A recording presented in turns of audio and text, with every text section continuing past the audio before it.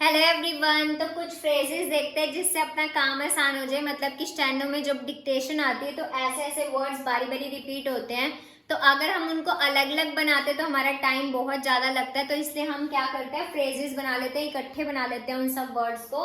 तो अब देखो क्या वर्ड है, you will be able to. अगर इतना बड़ा वर्ड इकट्ठा आ गया और हम क्या करते हैं, ऐसे अलग अलग बनाएंगे तो हमें टाइम बहुत ज्यादा लगेगा। तो हम इसको देखो कैसे बनाएंगे, you will be able to में यू एल दिखा देंगे फिर, और उसके बाद बी का स्ट्रोक, और एबल टू के लिए हम क्या करेंगे, मतलब यहाँ पे टू है तो हम क्या करेंगे, एल का हमारा हुक लग जाएगा तो हमारे पास बी बचता है, तो बी को हम हाफ लेंथ का कर देंगे जिससे कि हमें पता लग जाए आगे हमारे पास टू भी है।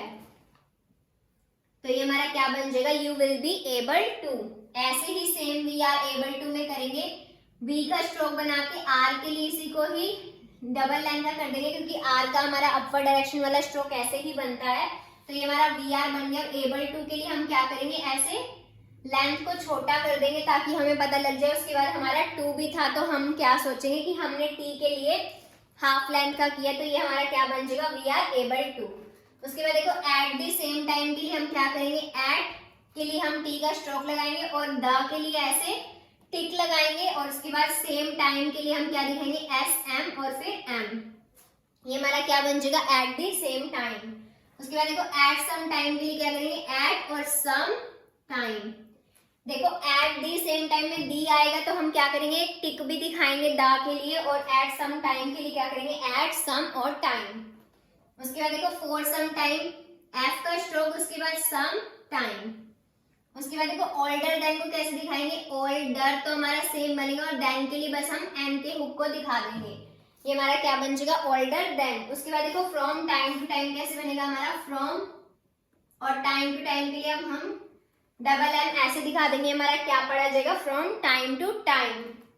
उसके बाद देखो डिफरेंस ऑफ ओपिनियन, ये वर्ड भी कई बार इकट्ठा आता है हमारा, तो हम क्या करेंगे, डी को ऐसे स्ट्रोक दिखा के, ओपिनियन का हम जैसे बनाते हैं, हमारा जो हमारा बनता है ओपिनियन के ग्रामर लोग, एन में एन को दिखा देते हैं। ये हमारा क्या बन जाएगा, डिफरेंस ऑफ ओपिनियन। उसके बाद देखो मोर और लेस को कैसे दिखाएंगे, मोर और लेस। ये हमारा क्या बन जाएगा, मोर और लेस।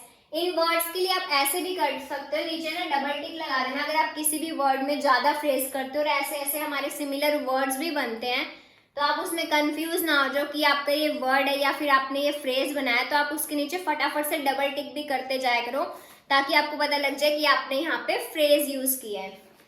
उसके बाद देखो फॉर आर टाइम के लिए हम कैसे करेंगे, एफ और फिर टाइम को ऐसे दिखा देंगे, टी और एम, फॉर आर टाइम। उसके बाद देखो डिस्कस द मैटर, डिस्कस को हम पूरा दिखाएंगे, डी एस के और एस, और फिर दा के लिए ऐसे टिक लगाएंगे, और मैटर के लिए एम को डबल लेंथ का कर देंगे टर्की साउंड के लिए।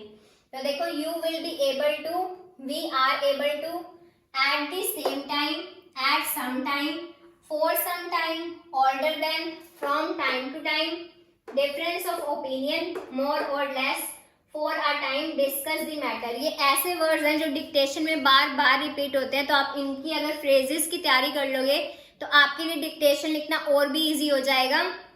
तो इन वर्ड्स की कम से कम भी 20 से 25 लाइन प्रैक्टिस करना, क्योंकि ये वर्ड्स बारी बारी रिपीट होते हैं, तो आपको भूलना नहीं चाहिए इन वर्ड्स को। अच्छे से इनकी तैयारी कर लो। तो thank you so much for watching this video.